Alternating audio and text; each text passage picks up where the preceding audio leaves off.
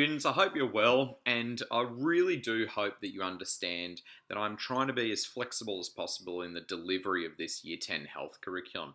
Once again, thank you for buying in, and also thank you for being honest that there are certain days where you are motivated and dedicated to work a fair bit harder than other days, and then there's days that we just need to take a step back and relax.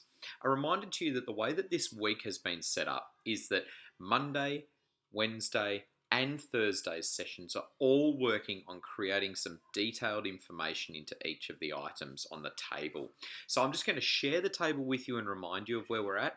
And then, as I said, I'm going to build on the knowledge. So this is the document that you should have been working on. And remember that there's two tables within the 7 page. The first table is about the milestones, about the prenatal, infancy, etc. stages. And then the second stage is about the development and each of those 4 areas of development.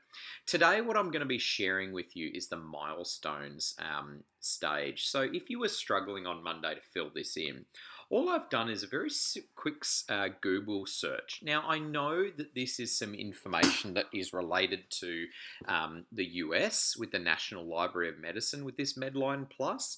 And what's really interesting is quite often I have recommended that if you're trying to focus on Australia, then use Australian websites and resources. And if you're focusing on the rest of the world, use specific websites for them.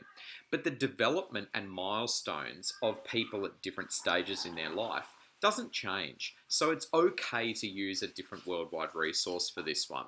So what we're talking about here in terms of the resources is all about making sure that we understand what each of the different time-stamped major moments in people's lives would happen in each of those categories.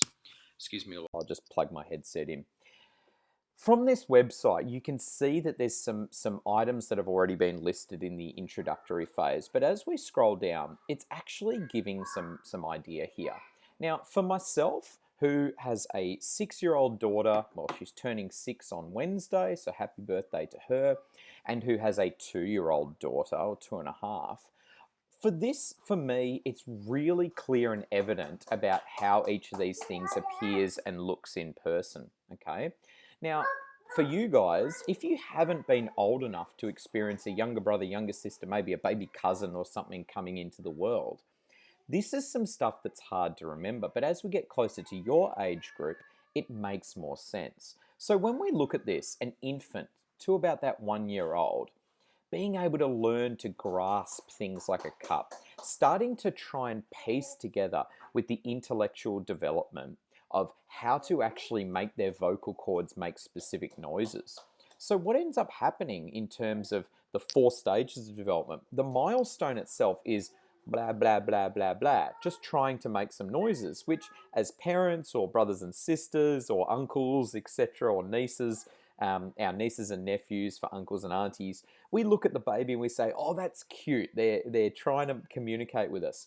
But if you think about it, what's actually happening is their social development is watching us as adults and as teenagers communicate with each other.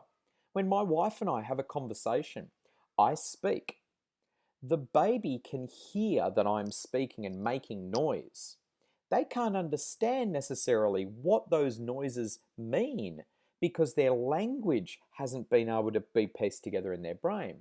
But they've associated that I make noise, then I be quiet, and my wife makes noise by speaking, and we're having this backwards and forwards communication. And so what you can notice, even as young as 1-year-old in this infancy stage, is that the babbling milestone actually links to the development of social and intellectual interaction. Their brain is piecing together that sounds and noises is a backwards and forwards motion, and different sounds and noises must mean certain things. So it's not just about listing babbles down in the infancy stage. It's about talking about what that means for the development of the young one. So when I go back over to my Microsoft Word document and I write something like babbles into this, I can then say learning to begin to make noises, which is reflected through the development of speech to make sense of conversations. This is really showing, as I said, that higher level of depth and involvement. Now, it's really hard to be able to piece this together. Peekaboo.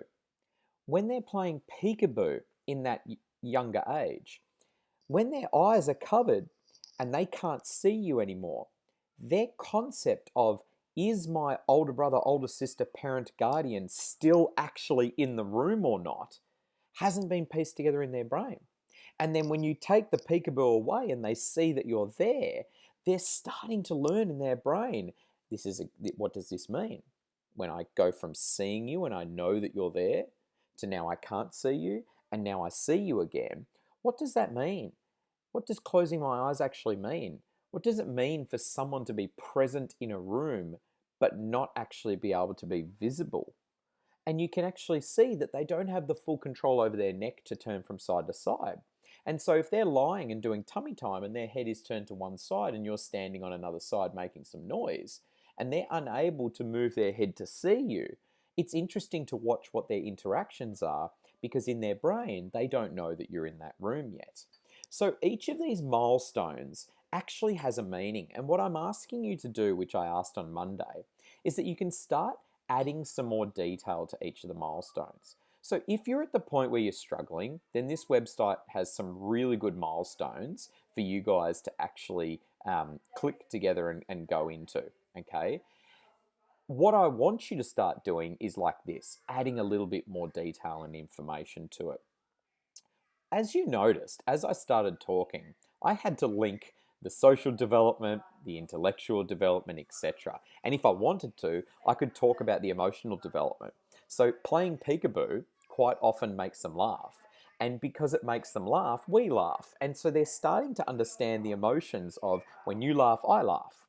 And so they're also starting to understand as well that when they cry because they're distressed, because maybe they need a nappy change and that's their way of communicating to us, sometimes we might get a little bit frustrated and frazzled, and they pick up on that emotional development as well and are starting to learn why is that parent feeling sad? Why are they displaying this emotion?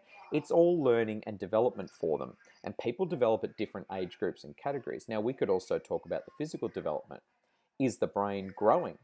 Are the the nutrients being consumed for that young one through the introduction of solids and sort of wet-based foods from milk or breast milk early on to actually help them with the development of a healthy brain?